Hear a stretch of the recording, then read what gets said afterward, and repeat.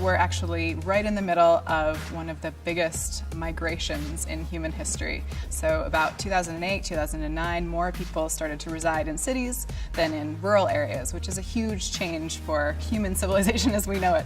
So that presents a whole suite of challenges, as well as some really interesting opportunities for how to develop those cities. And a couple of the biggest challenges, of course, are climate change, the emission of greenhouse gases, and other sustainability challenges like water quality and biodiversity and social equity. So cities are where it all kind of comes home to roost.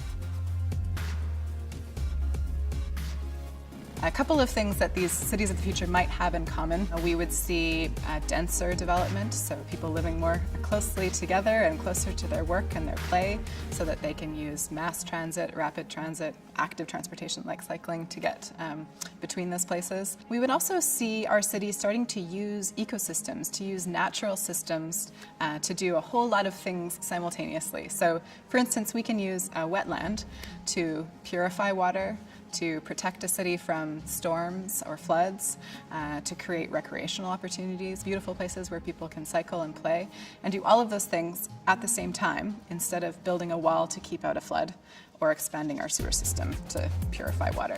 So there are really creative strategies, I think, that we can use in cities to make them more sustainable on a variety of fronts. What we have learned is that the challenge of sustainability isn't so much a technical one. We have the technologies already at our fingertips with regard to renewable energy or transportation. It's actually implementing them in a way that we find desirable. So that is actually a social challenge and a political challenge rather than a technical one. Sustainable cities is not a question of economy versus environment, that both can be done simultaneously if we plan cities in a way that addresses synergies between economy and environment.